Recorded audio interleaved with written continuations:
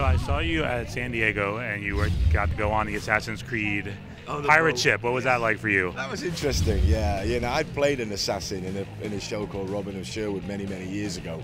So in fact, I was probably the first assassin ever in a television show, a real Hashishian type assassin. So I knew about the history, and I was curious to see how they were going to do it. So I felt a kinship with the Assassin's Creed folks. What was it like? How did their ship compare to the ones you were on in your show? That was a big boat. That was a slightly bigger boat than the ones they built down there. But if you've actually seen any of the footage, those boats they built in Cape Town are quite impressive, let me tell you. You step into that, but onto one of those boats, you're in the reality. You are literally on a boat, the fully rigged ship, the gun deck, the whole thing. And when you think that people actually sailed around the world, navigated through the oceans on one of those little wooden things, massive crashing waves.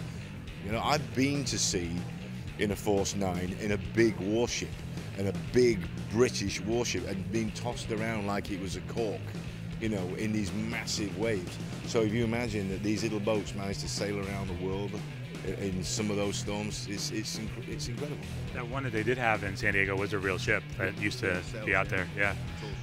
What impact do you feel that the pirate video game will have on potentially growing your audience for Black Sails come January? I don't know really. I feel that this show, as I've said before, it's not just the next or another show about pirates. I think this is the show about pirates. I don't think ever this has been depicted the way that this show depicts it, in the depths of the brutality and the politics, everything that was going on in that period in history. We've seen lots of cartoony type pirates, and I grew up with Captain Hook and Peter Pan, and Captain Blood and all that kind of stuff, and the romanticized stuff. This is not that romanticized fantasy world. This is a real world where people live tough, hard, brutal lives and interact in a political, financial way for their own gain, rebelling against the British Navy and any power that comes along, whoever it is. And that's what I think makes this show stand out.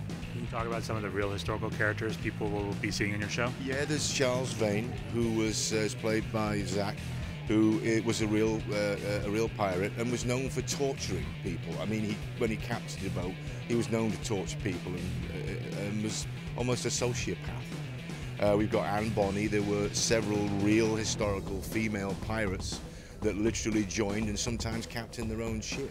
With people, I mean, the idea of a female captain of a pirate ship in that period sounds insane, but it's absolutely true. Historically, they were, and they went to sea with the men.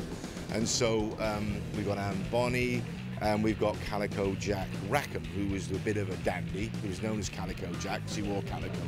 And was a very sort of flamboyant character, and he's in the show as well. And I'm sure that John's got other characters he's going to drag out of history and bring to us as well.